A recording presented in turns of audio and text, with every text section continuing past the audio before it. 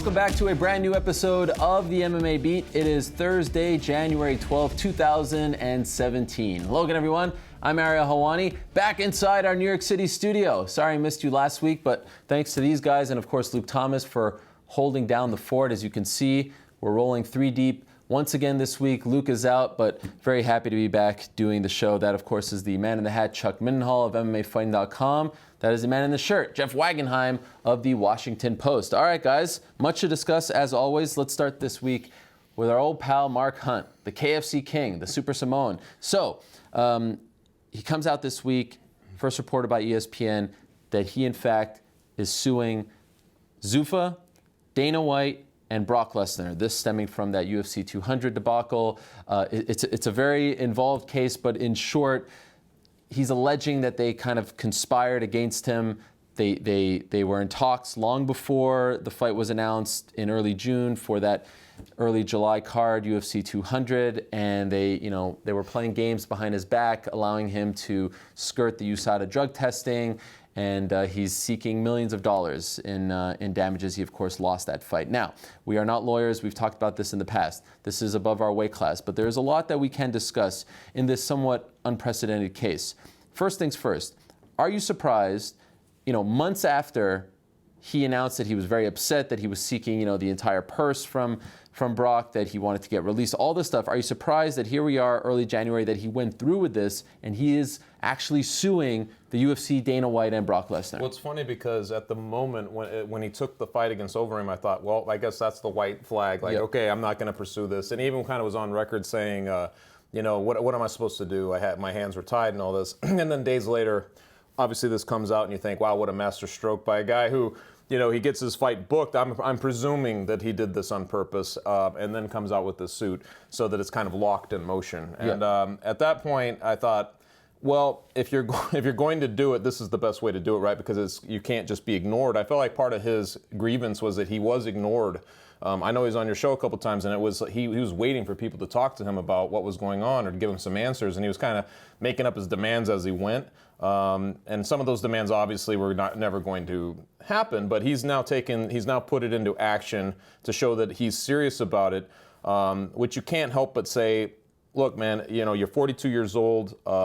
From his perspective, he was in a situation where this guy comes in. He was given these exemptions. He wins the fight. Hunt is on the receiving end of the pummeling.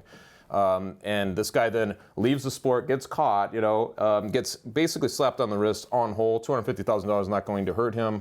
Mm-hmm. And he can fight again in July. I mean, it's just, you look at all that and you say, well, what is Mark Hunt? He did get a decent payday, but it's for a guy who's coming off with the context of Frank Mir, Antonio Silva, and just, going backwards probably earlier in his career, is just fed up. I mean, I just feel like I feel like Mark Hunt he's a smarter guy than maybe we were giving him credit for at the time. Well, you're going backward. What about, who's the guy he signed to fight in his next fight? Another guy who's had problems with drug testing in the past. He signs to fight that guy and then comes out with this lawsuit. It is kind of Alistair Overeem, UFC 209. Alistair Overeem, yeah. It is kind of puzzling, and as you mentioned, none of us is a lawyer, so it's hard to really suss out the legalities here. But one thing that surprised me was that he names the UFC, Dana White, Brock Lesnar. I was kind of surprised that he didn't throw USADA in there too. USADA tested Brock Lesnar well before that fight, and the result was not provided till after the fight. So why do you even bother with pre-fight testing? Why do you even have testing what is the purpose of testing other than to just take money away from a fighter, away from Brock Lesnar? You go out there, do what you need to do, go fight, juice to the gills, whatever. And at the end of you're going to get your $2.5 million purse. We're going to take 10% of that and the money. So it sounds more like a money grab than an actually testing in order to provide safety to the fighter. So I was kind of surprised at that. I feel like within the context too of we kept saying, what is UFC 200 going to do this whole way? What are they going to do as it was leading up? Do they have an ace up their sleeve? What are they going to do? And finally they roll out Brock Lesnar, kind of not exactly 11th hour, but very late in the game. Brock Lesnar, there it was. There's the ace in the hole. And it does, when you kind of think about it retrospectively, you think, okay, this looks like they were maybe going, hey, we needed some star. Maybe we can not ignore our policy a little bit and just kind of get him through.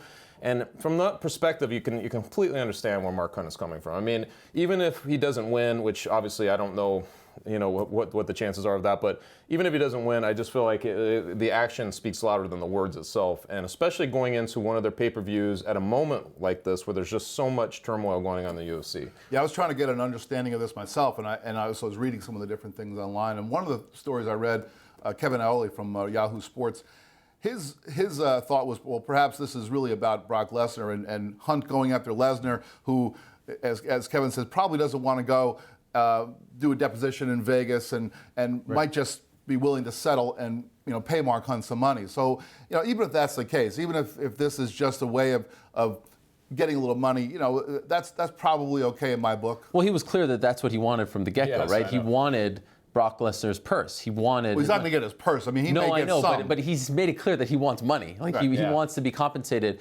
It does remind us of this discussion that we've had in the past.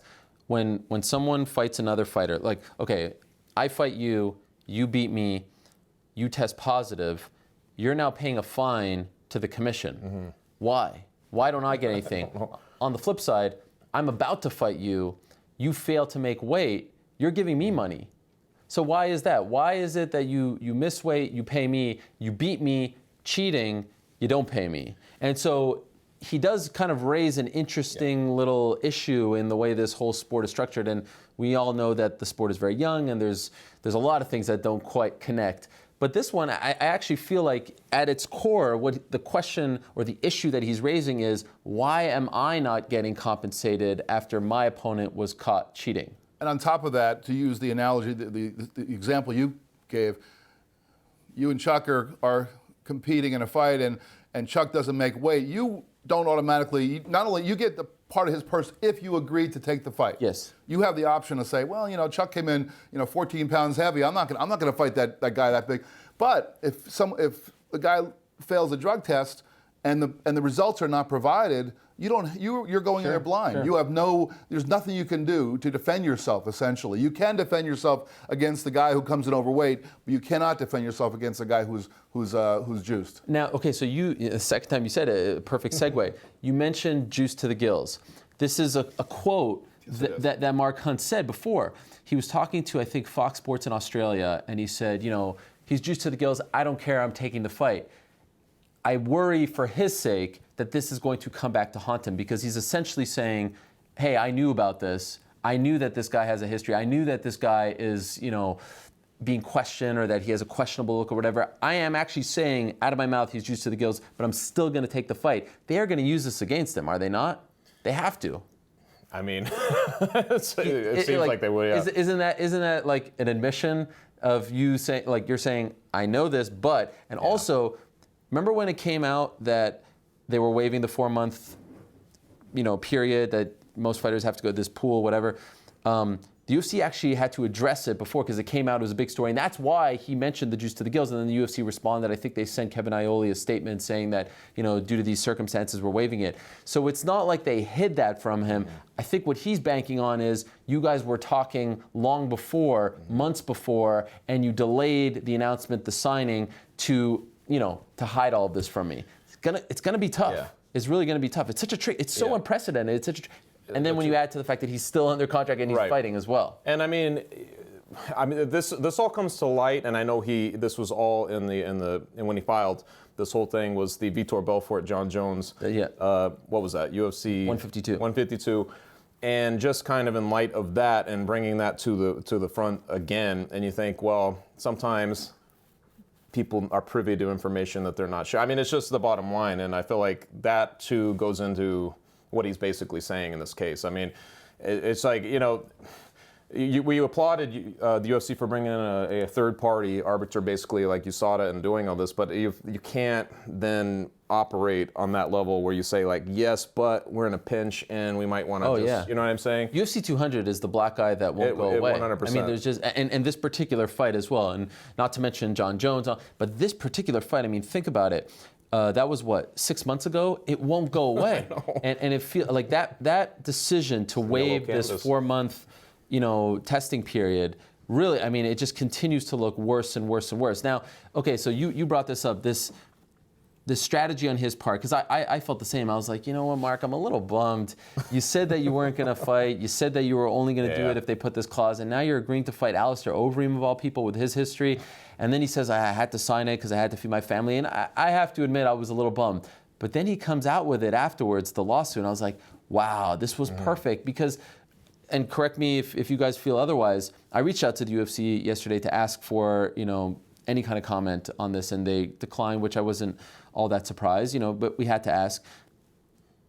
To sign the bout agreement and the fight's announced and it's being promoted, they can't take it away from him now, right? That would be a bad look, correct? No, but they probably wouldn't have given it to him. Exactly. If the lawsuit came first. They would have kept him on ice. And That's what's I smart, think right? even in the bigger picture, thinking about how we've often talked about how fighters were afraid and managers were always afraid of speaking out too much against the UFC, and the tide has turned on that. Now fighters, and I haven't heard as many managers, but certainly I've heard fighters saying things against the UFC, and this is certainly bigger than just saying something. This is a lawsuit which, even if it ends up going nowhere, is still going to kind of make the waters a little bit choppier, let's say, and fighters are going to be standing up for their rights, and especially you bring up the John Jones one. That was one where there was reports that the UFC knew before the fight that Belfort had failed the test. If it turns out that the UFC, and we're going to find this out through discovery in the legal case, if it turns out that the UFC had any knowledge of Brock Lesnar failing a test, or if we find out that they somehow, if they purposely did not sign the actual bout agreement to the point where they had to waive that 4-month period, if any of that stuff comes out, this is going to be a big deal for them. Isn't it astonishing when you look back now at the sport from, for a decade basically under Zuffa, and there was just so few complaints. Everybody, for all these alpha people that are in the sport, there was just so few complaints like there are today. Because you feel like for years, and you know this, I'm sure both you guys know, there's plenty of mumbling behind the scenes about treatment and all this stuff, but nobody does anything. And then you all of a sudden just hit this last year, and there's some changes and everything, and now everybody, it's just, that fear factor has just gone away. Why do you think it has disappeared so quickly?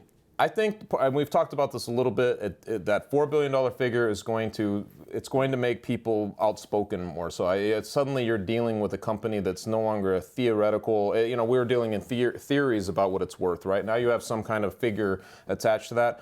But I think too, it's just been a slow process through the Reebok thing and just, people's, their likeness rights and stuff like that. These things just keep coming to light, and cumulatively people are starting to look at them. And the more people do, you know how it gets. It becomes more of a hive mentality.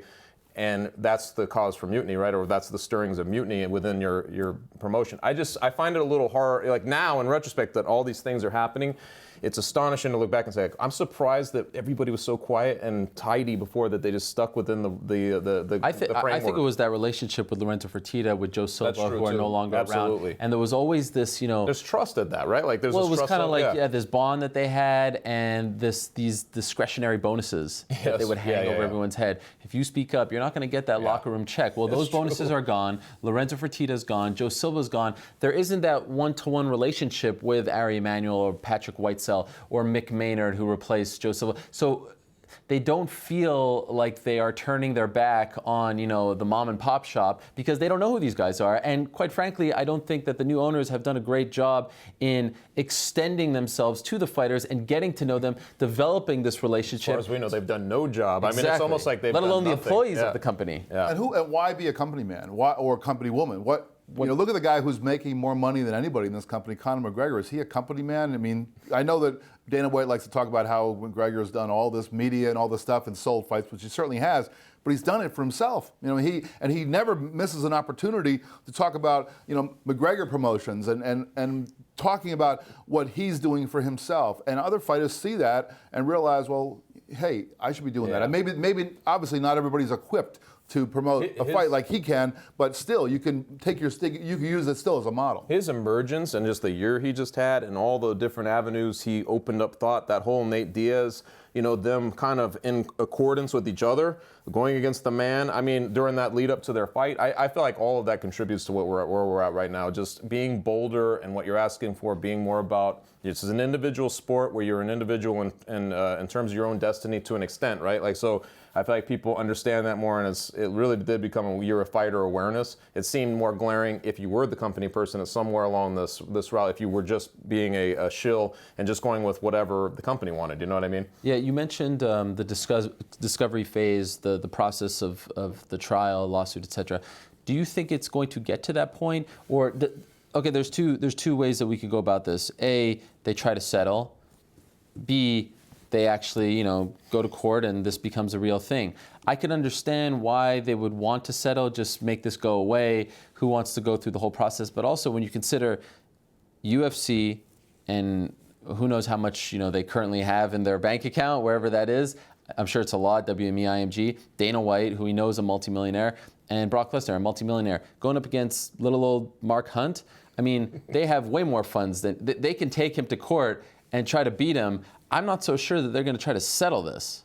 Why? I mean, there's so many different. They can try to get the thing thrown out. Yeah. They can just try to drag it out and pay their lawyers and wait till he gets tired of paying his lawyers. Although I know that the damages that if he were to win, I know the damages would probably include all his lawyer fees and all that. But again, not being a lawyer myself, I don't understand what their next strategy is. But I would think that the UFC is not going to be saying, hey, well, let's just write you a check. Right. Yeah. And what does it mean for the future?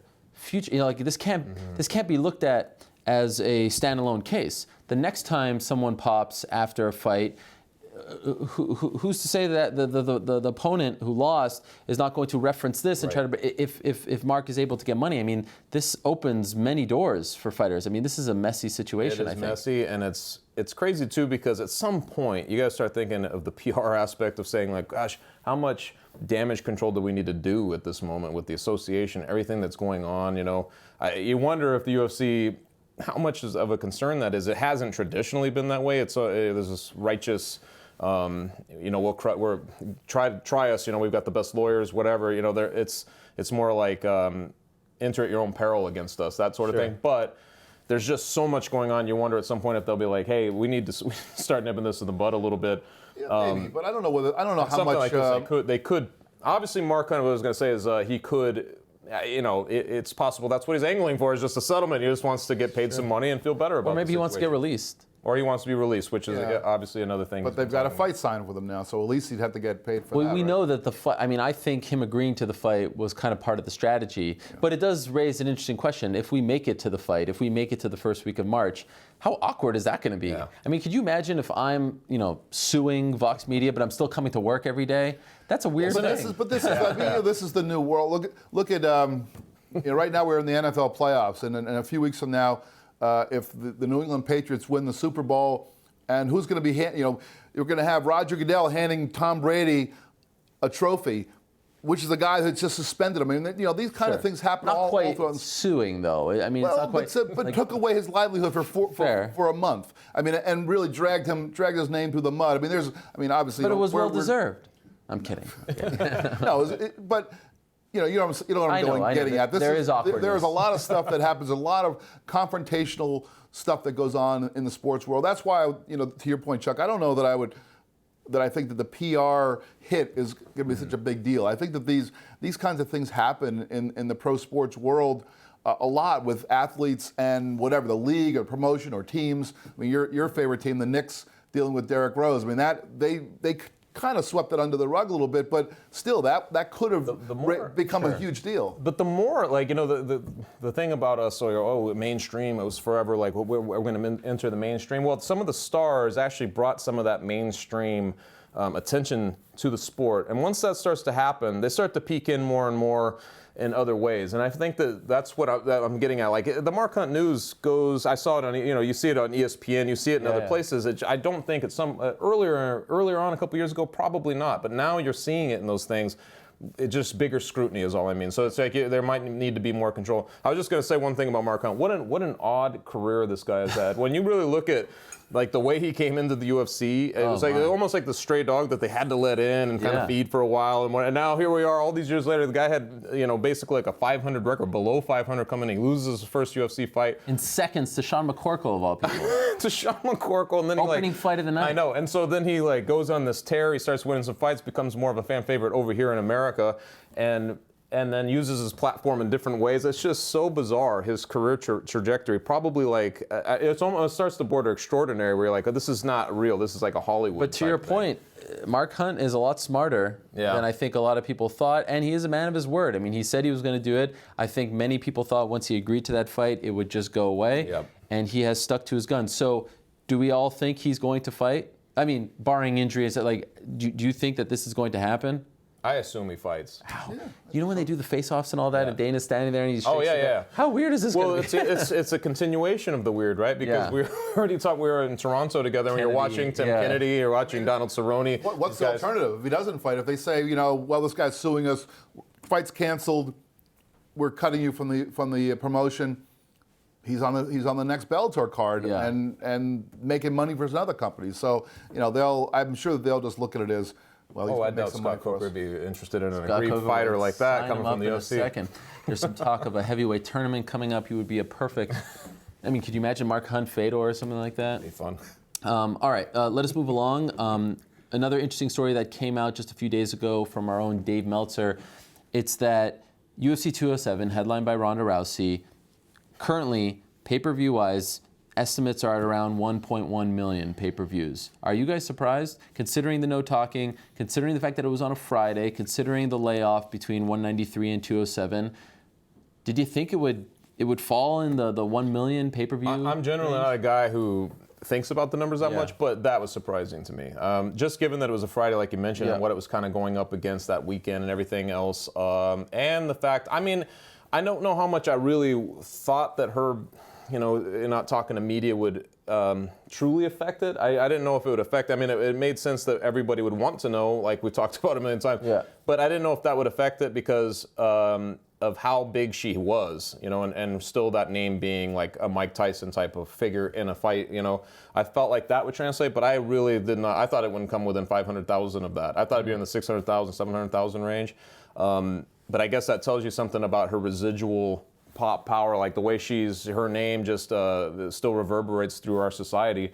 And it was not just that. I just felt like with the amount of events and everything that were kind of going on, it just wasn't really built up in general. Mm-hmm. And Garbrandt and Cruz did their best, obviously, to create like some bad blood. But I really thought that didn't go basically beyond the MMA bubble. I felt like that was more of a contained universe. Maybe it was the Fox. But it could have been. Tete-a-tete. Who knows? But who knows? But I mean, I still think that I'm surprised, but in the long run, I was never deceiving myself about how big Rousey's star was in the game. I just didn't know if her defeat would then turn some of the casuals off or whatever, and apparently not that much. Yeah, I was kind of surprised because of the Friday factor. That was the one that I thought was going to be the difficult thing, just because so many people, especially those who do buy pay-per-views in this sport, are just programmed to buy it on a Saturday night. And when all of a sudden, I think I said in the show, I was imagining there were going to be some people who were going to wake up on that Saturday morning anticipating a fight that night and realizing they missed it the night before. That probably is unrealistic because with social media, everybody knows what's going on.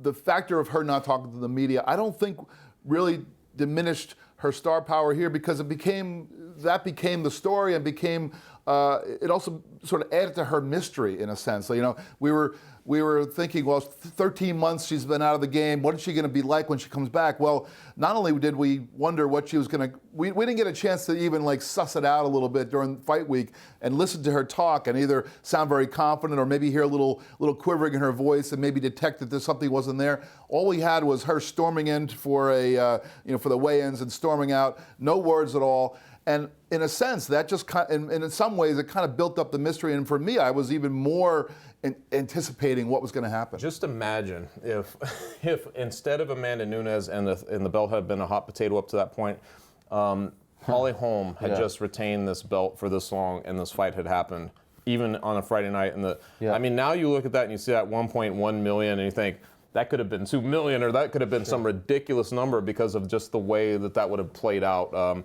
So it tells you something about. I think it really does tell you something about Ronda Rousey on that level, on the sustainability on that level through losing, which I hope she sees on some silver lining too, or of saying like, hey, you know what, that's pretty amazing to contemplate for me too, because I think she took her loss maybe more devastating than a lot of casual fans. Yeah. She said, if I'm not this undefeated fighter anymore, who am I? And clearly the fans responded by saying, we're still interested in you. Exactly. Even though you have this one on your record in the loss column. Right. So do you think, I'm sure she loved not talking to the media. Do you think that they can continue to get away with this? Like, can't she be the fighter? Because in the year where we saw 196, I think in 202, get a bump because of pre-fight shenanigans, press conference stuff, we saw this happen with Conor and Nate twice.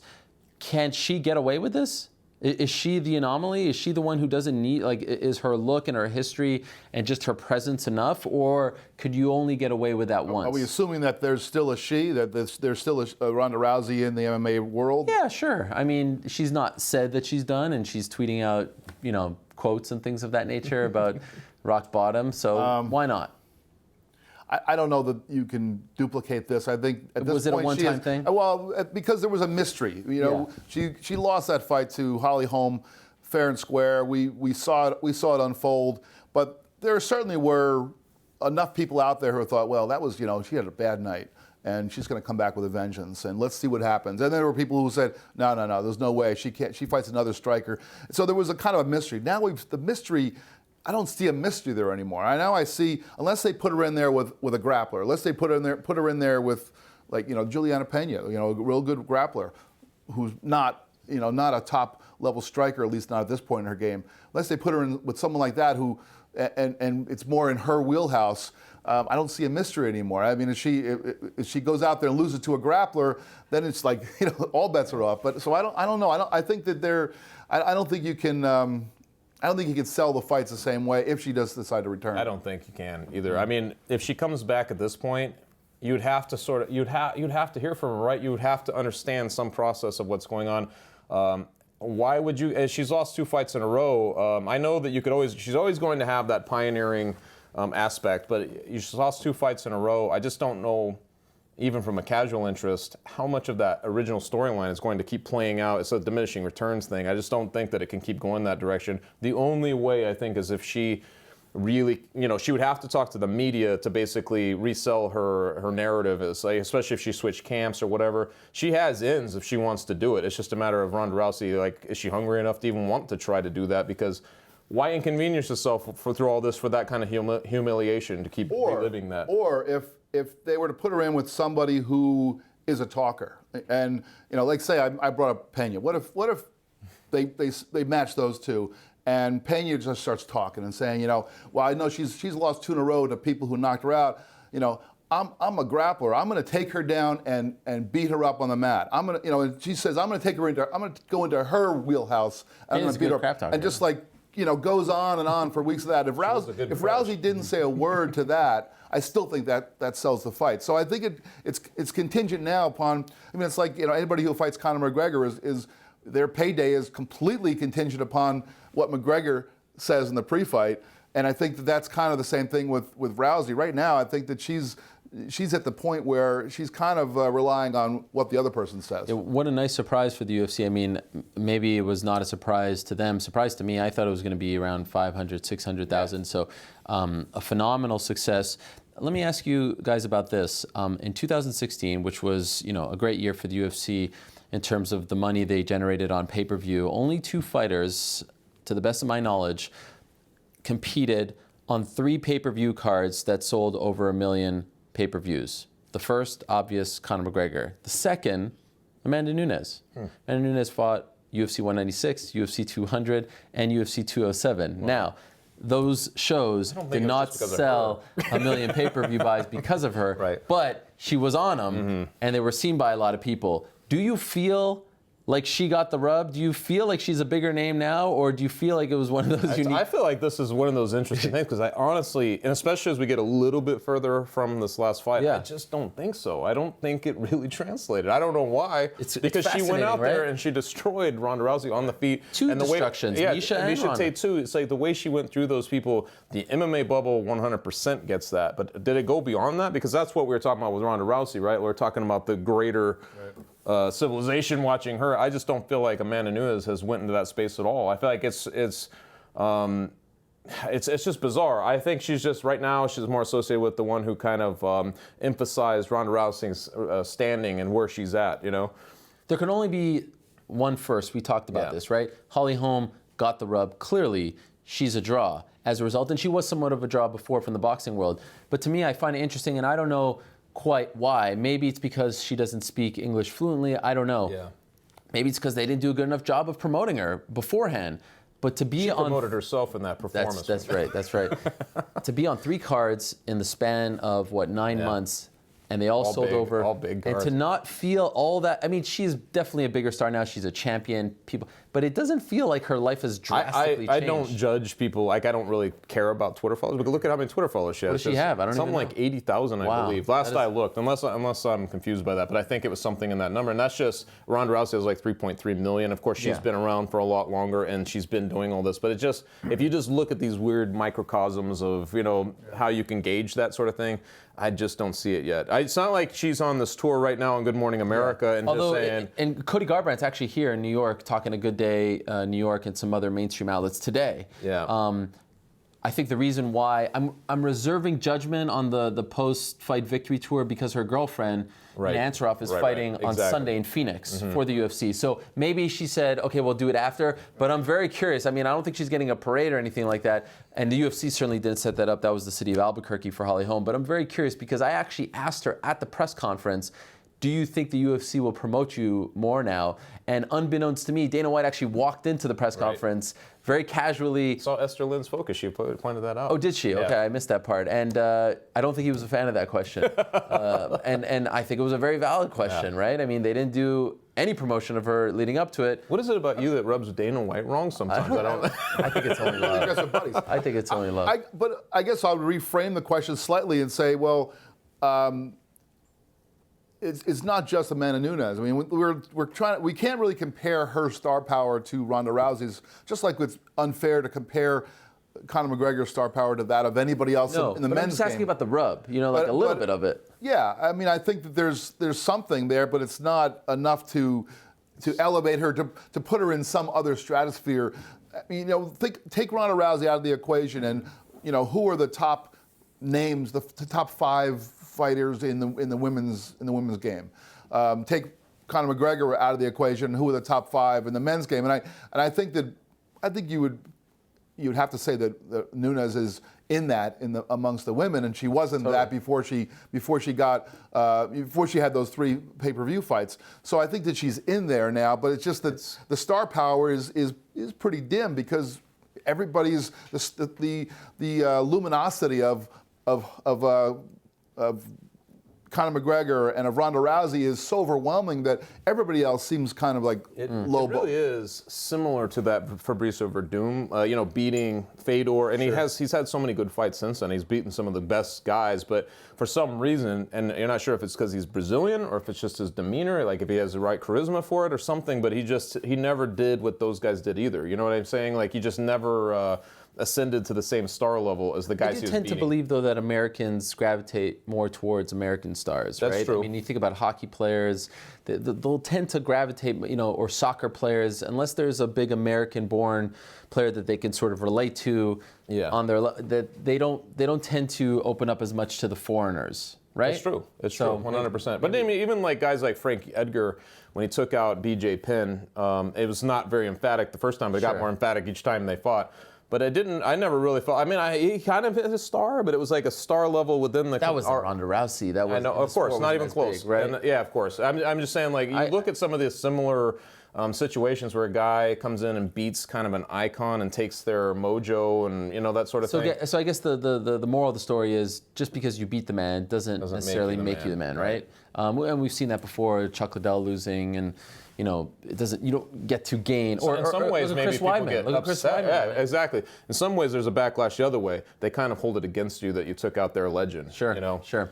Okay, let's go back to 209, March 4th. It was announced this week. Tyron Woodley and Wonderboy Thompson are going to do it again. They first fought at 205, Madison Square Garden. It was a draw. And now that's going to be the headlining act. Are you proud of yourself for making that match? I'm very proud of myself. Look, I was sitting at home. I was like, this thing is taking way too long to come together. Let's just get him on the show and expedite the whole damn thing. Do you like of course, you can make a very strong case for Damian Maia. If that fight ends decisively back in November, he's next. There were other options that Woodley was exploring. Did they get it right? Well, Damian Maia, in my mind, was the rightful next challenger. And, I hate to, bang the same drum, but this is something that I've said on this show a million times that I know you guys have talked about as well. There's matchmaking and then there's championship matchmaking. And in my opinion, when you have a championship belt, stuff should not be in your power anymore. Stuff, at that point, the matches should be made for you. They should say, okay, here's who we're going to put up there to challenge for that belt.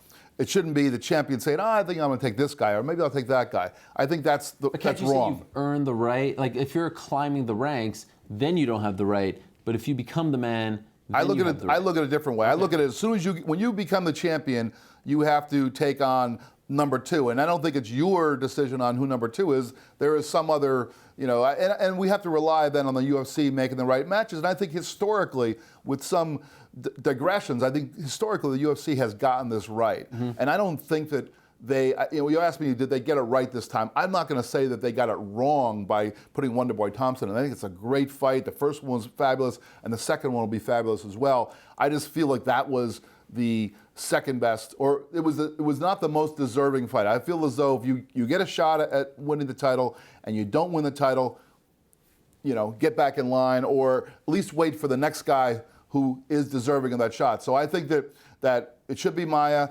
It's not Maia. Wonderboy was the next best option. All those other things, fighting Michael Bisping or fighting, Conor McGregor, all that stuff was just blabber. But the fight was not the wrong fight, but not quite the best one. But to be clear, if you're in charge, you're booking Maia. Absolutely. Oh, interesting. Yeah. What do you think?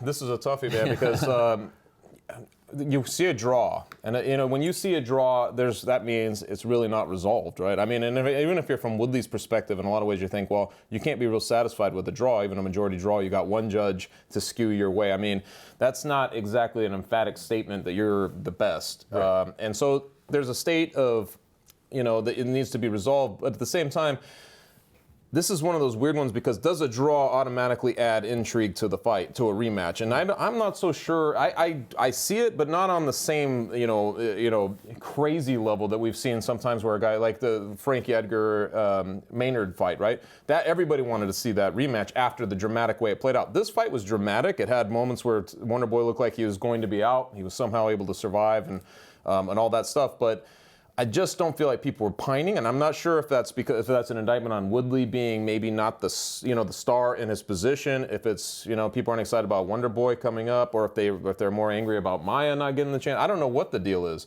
but I don't really feel like there's this huge outcry to see the fight. So you would have gone with Maia as well? I would have probably went with Wonderboy just because I feel like when you look at it beforehand, I don't know, what was it, 6 or 7 fights Wonderboy had won. He had rightfully put himself in that position. Now you're in a situation where it was not resolved.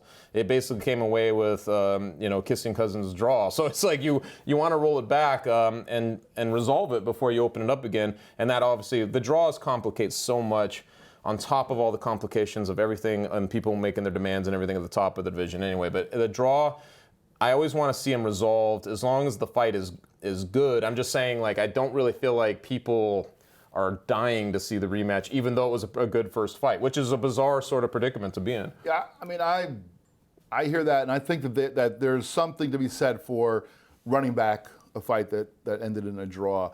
And this obviously, if Woodley had won this fight, there's no way that even if it was a great fight, let's say it was just as great a fight as it was, but Woodley got the majority decision, no way you give him a rematch immediately. But the draw makes it more palatable, and I understand why they did it, and I don't think it's a bad matchup. But when you got another guy who's been sitting there waiting for his shot and who's earned his shot, I think you got to give it to him. And maybe because he managed to take the champion to a draw, you take Wonderboy and say, instead of putting you at the back of the line, you're at the front of the line. You get to fight the winner of Maia versus Woodley. That would have been what my choice would have been, but I'm not going to beat up the UFC. The UFC has made some bad title fight matchups in recent history in the last few years. Bad immediate rematches as well. And this is not one of them. It gets lost in that a little bit. I was going to just say one thing. It also, if there's an outcry at all for Maia to get that shot, it's because I feel like he's on this unprecedented run where he's literally not getting hit. It's like one of those things, he's going right through people and winning in ways that you're like, wow, he's not even taking an ounce of damage in his fight. So that's other level walking through your division to get that shot. So people want to see him get that shot while he's doing that, and to put himself on the line again, possibly to fight and wait that out, which I don't think he's going to do. It sounds like he's going to wait it out. It's just it's a weird situation, and I think that adds to the intrigue of wanting Maia to get it ahead of a guys who had a really good fight the first time. Okay, so I feel like this was a tough call for the UFC because there is a case to be made, as you said. If you don't beat the champion, you didn't win the fight. I know it was a draw, but you didn't actually win the fight. You got your shot. You didn't get it done. Now back to the lion at some, top, middle, back, whatever you want to say, but you gotta work your way back up. What about Chael Sonnen and Anderson Silva? Remember that one? Well, that was a little different. And by the way, Chael Sonnen had to beat a couple people to get back to Anderson Silva. I just know people wanted that rematch. Sure. And in that case, you could have done the immediate rematch, but he got suspended. Is this the UFC telling us we think Wonderboy is a bigger draw than Maia? Because imagine if the tables were turned here.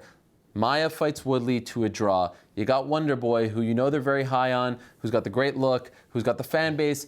I don't really sense a backlash towards the UFC that they picked Wonderboy again over Maia. But if the tables were turned, would they have gone with the immediate rematch with Maia, or would they have gone to the new guy, Wonderboy? I'm not so sure. Okay, here's my thought about that.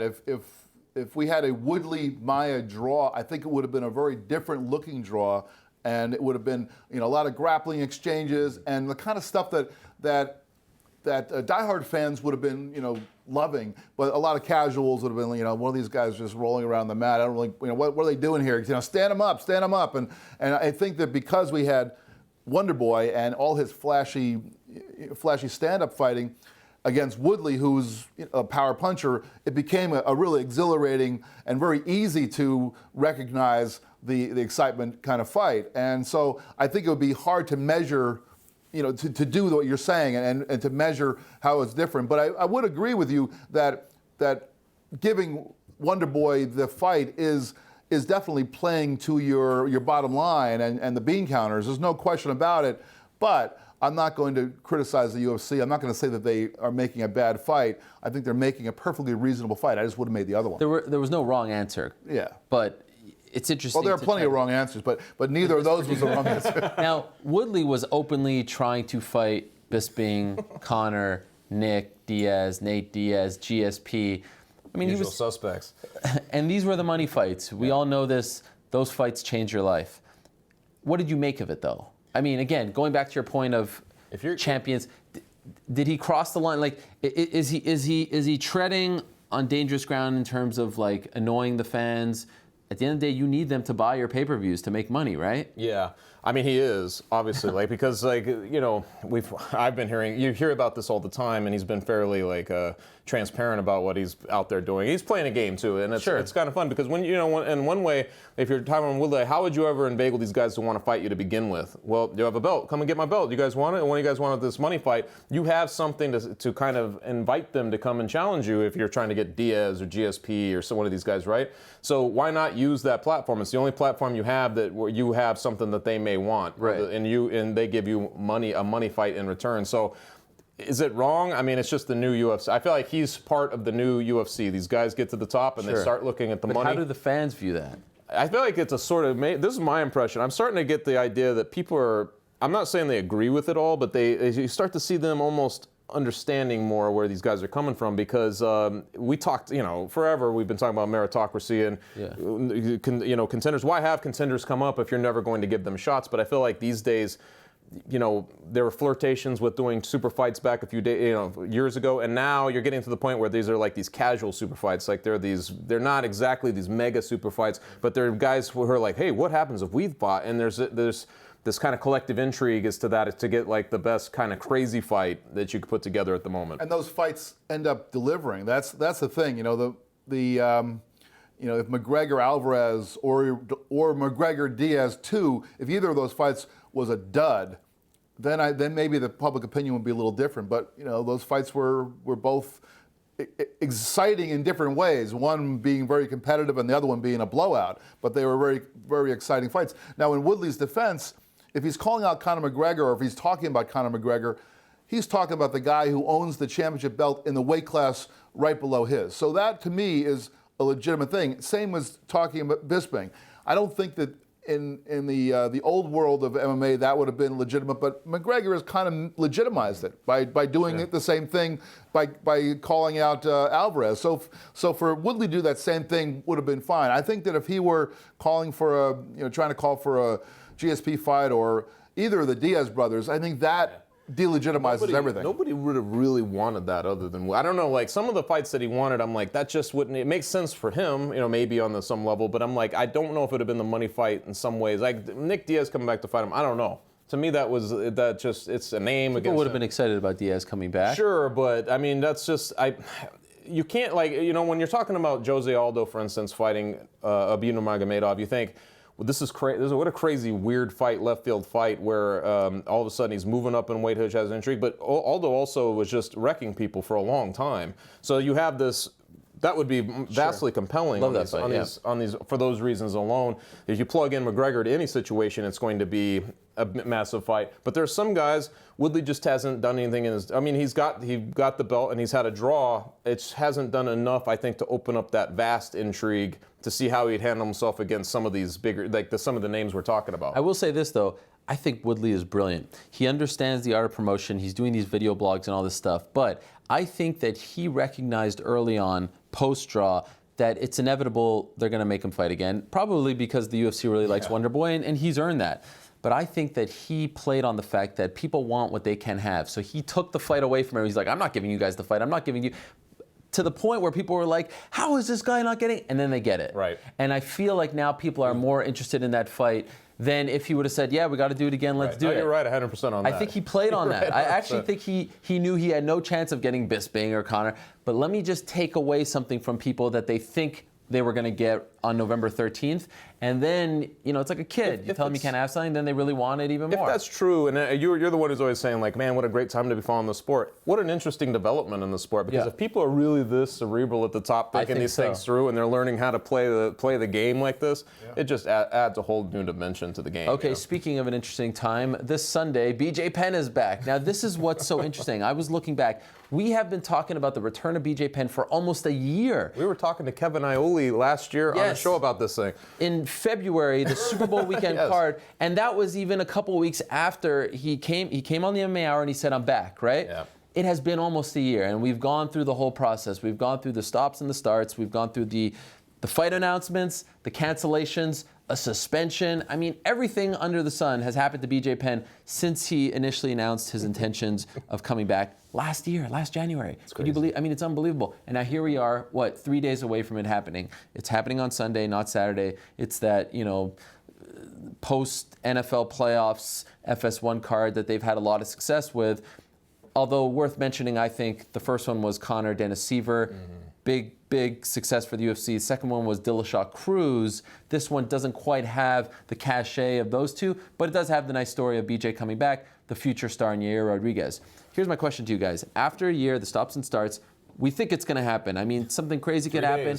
Weigh-ins, who knows? But let's just assume. Are you excited about this? Are you all in? Are you buying into this? Not so much, the new BJ or whatever, but has everything that's happened over the past year curbed some of your enthusiasm, or is it building up now that it's real? The initial sinking feeling, you felt like, oh, he's coming back. He's coming back. There was a sinking feeling to it. All we did was suspend that indefinitely until now. It's like, okay, it didn't get worse. It didn't get, the opponents got stranger, a little harder to explain, and they looked more dangerous and crazier each time he was booked into a new fight.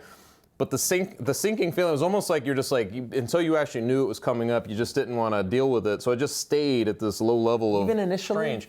I think so. I mean, that's how I feel. I don't have huge expectations. I know we've talked about this before. We saw him, retire, and that room was about as sad as you could possibly be.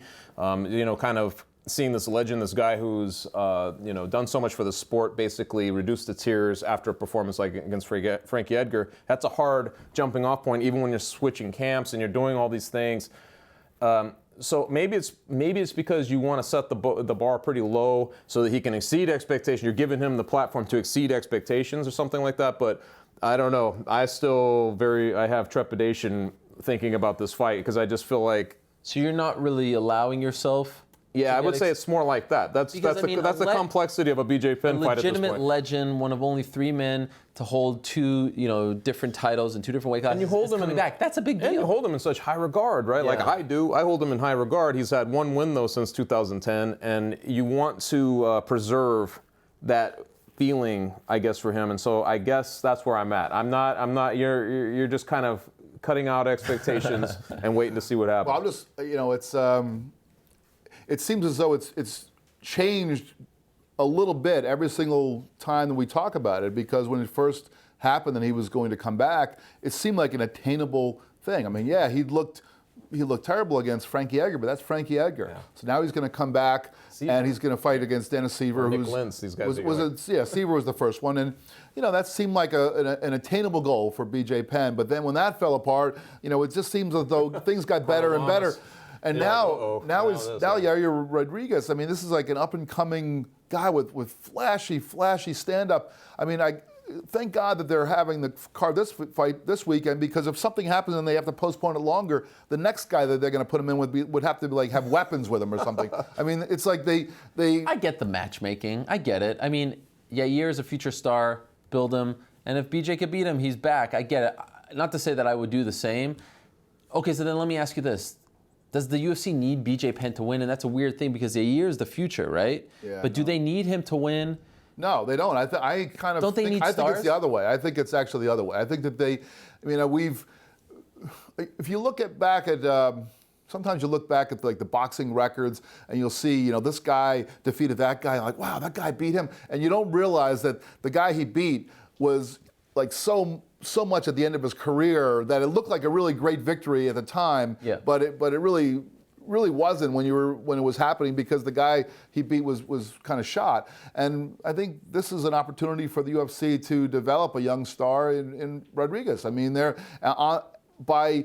he lays out BJ Penn spectacularly, they can promote that this guy just beat up a legend, and it's not a legend in his prime. What does that mean in 2017? Okay, let me propose this to you. Yair Rodriguez goes out there on Sunday and smokes BJ Penn. Can you put Yair Rodriguez in a main event on pay-per-view and expect to sell a lot? No. Wait to answer. Okay. BJ Penn comes out and smokes Yair, licks the gloves. I'm back, baby. I'm going for 3 titles. You could put him in a main event. Listen, right? You cannot underestimate. You cannot underestimate BJ Penn's fandom. Like the people who love him, they've just been suppressed for a long time. But I could see them ready to explode for something like this. The closest example, I think it was UFC 132 when Tito Ortiz took out Bader. Right? No, all his fans. Yes. It was like a deluge of his fans came back. I mean, it was like, and he was hot.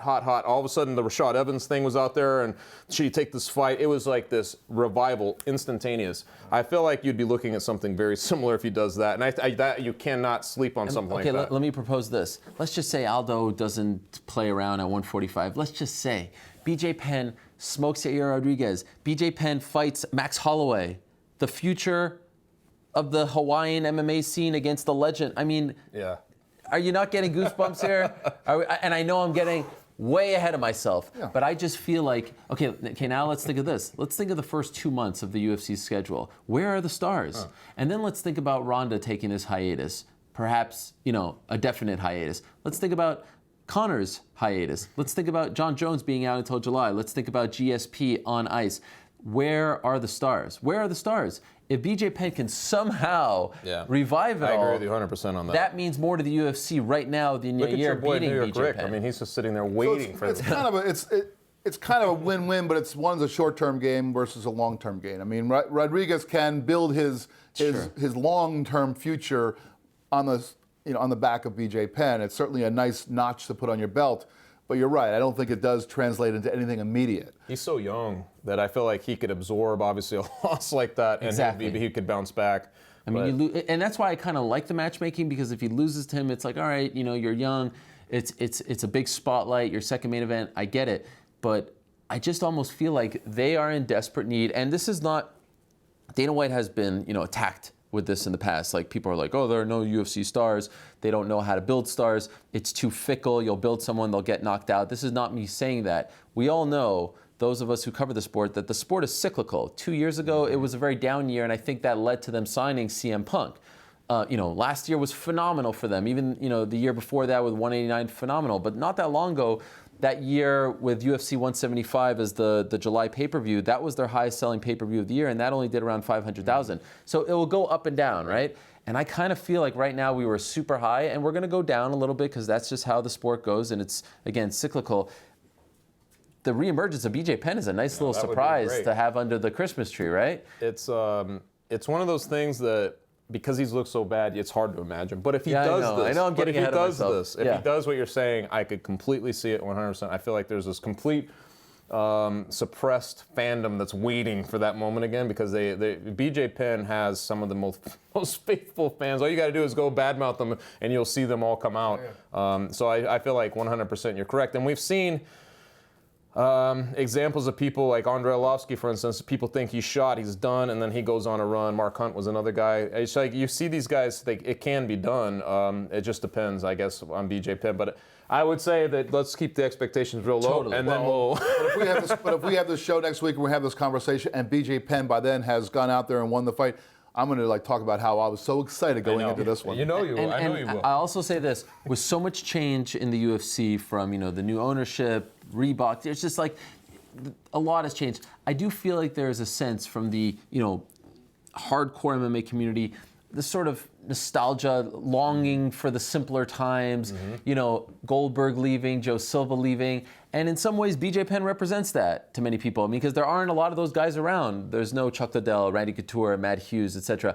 If he comes back, they've got something on their hands. Now, the interesting thing will be, if he comes back and wins, how quickly do you move him up the ladder? Right. What do you do with him next?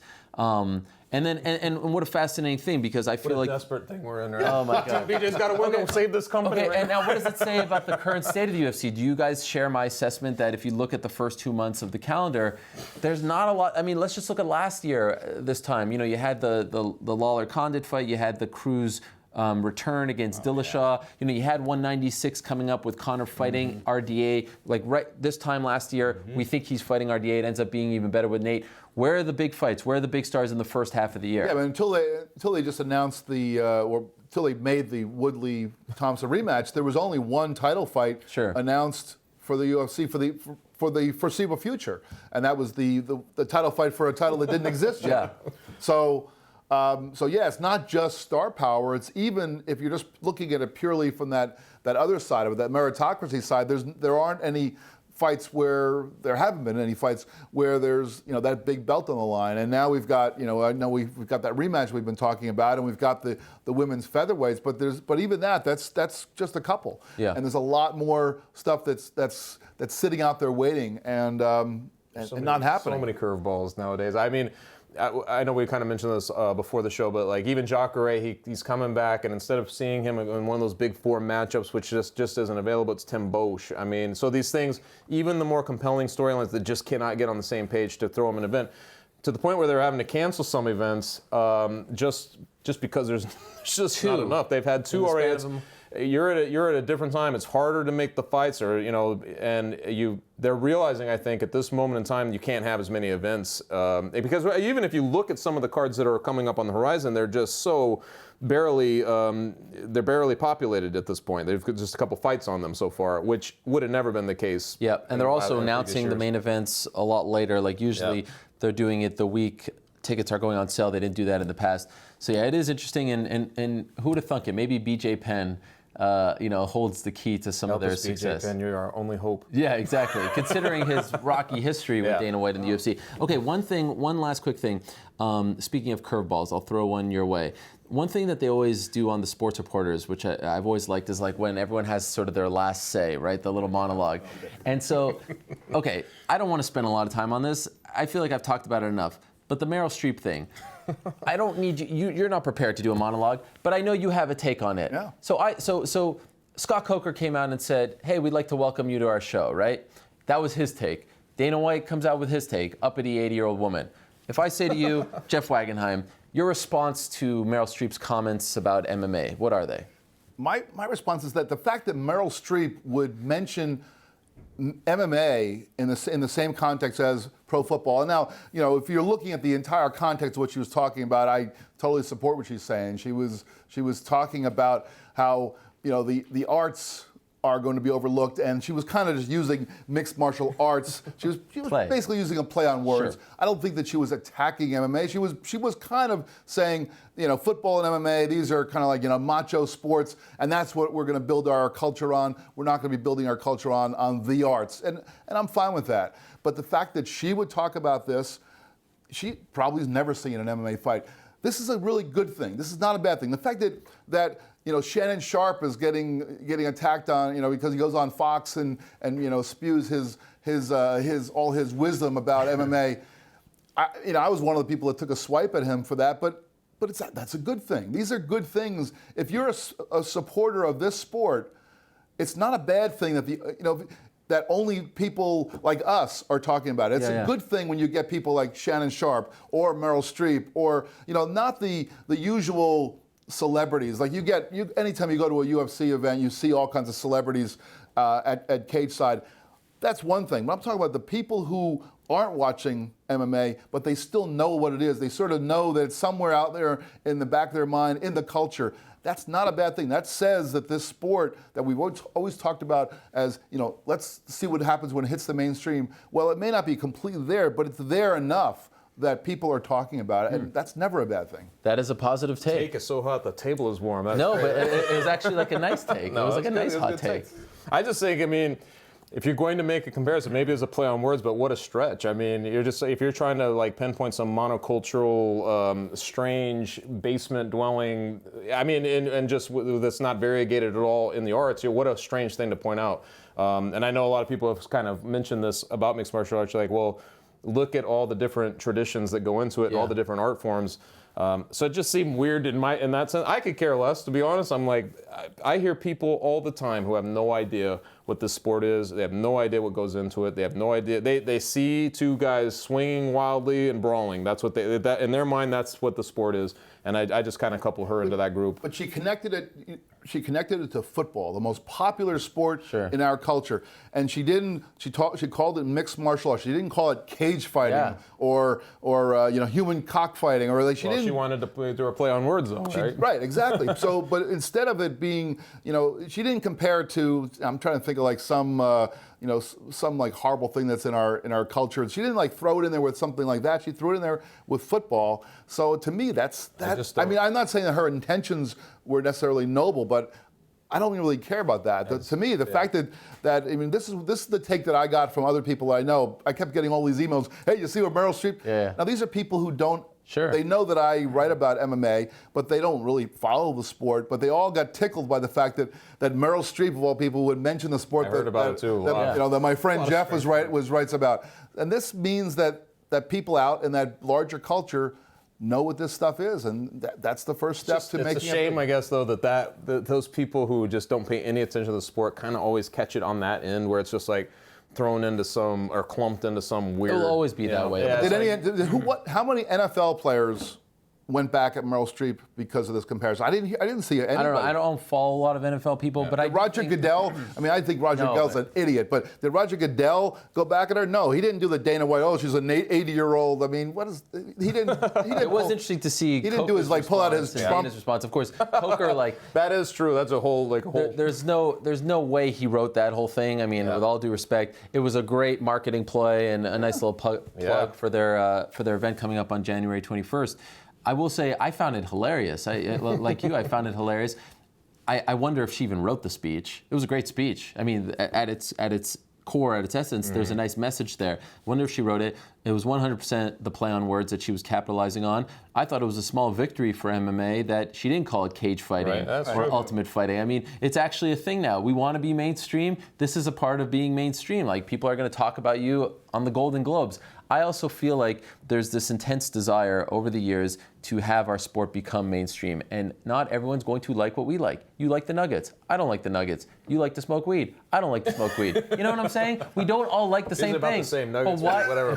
That's true. But why do we have this desire to make everyone into a believer of MMA and to love MMA? There's always going to be a part of this society that turns on the TV, sees two men and women in a cage barefoot. Is it that? Do you want them to like it, or do you want them just to understand MMA? Because I feel like that's really what gets people really crazy. Just to understand it and have some semblance of respect. You know for what I mean? I'm just saying, most like, people when don't you look understand why I'm a Knicks fan. Well, you know, I don't. I'm just saying, like, this broader abstract sense is always somewhere in that range. I know, but we shouldn't concern ourselves. I mean, it is. I understand why it's a bummer to some, especially those who devote their life to the sport, where you're like, you know, here's a mention on such a big platform, and it's kind of a disparaging comment. But again, no football. I did not see any blowback from the football community, only from MMA, which is, there's a kind of an inferiority complex going on that the football people just don't embrace. And wasn't as though MMA got spoken to in a lesser level than football. Football was lumped right in there, and people just rolled off their back. I can't wait to hear what she has to say on your Monday's MMA hour. Oh, yeah, it's gonna be fun when Meryl Streep is on. So. As long as she better not attack weed, though. If she attacks weed, she's in big trouble. Oh, weed. Okay. Look, I thought it was a small victory. I really did. What do they say about, you know, no bad news is what's that? No good. All publicity is good publicity. Yeah, that whole thing. Something like that. Let's rest our hopes on BJ Penn and what you just said. Right there. Exactly. What a positive way to end this show. All right, we are done. Thank you so much for watching the show. Back next week. We've got a bit of a regular schedule coming up for the next few weeks, so stay tuned for that. Of course, enjoy the action. It's a busy weekend coming up. There's Invicta on Saturday. Of course, the UFC on Sunday, headlined by the return of one BJ Penn. We'll see how that turns out, and then we'll be back next Thursday to talk about it all once again. For Chuck, Jeff, I'm Ariel. Again, thank you so much for watching. Have a great weekend, and enjoy the fights.